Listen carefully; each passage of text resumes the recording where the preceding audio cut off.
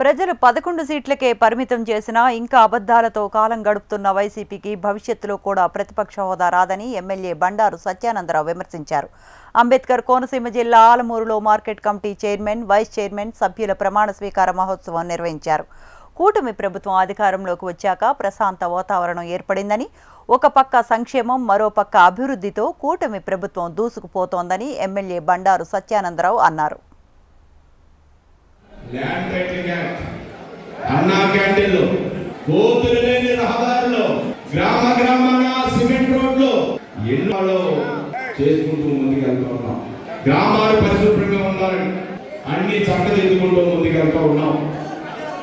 భవిష్యత్తులో ఈ ఆంధ్రప్రదేశ్ రాష్ట్రం ఉపాధి, ఉద్యోగ అవకాశాలు పెంపొందించుకుంటూ ముందుకెళ్తుంది.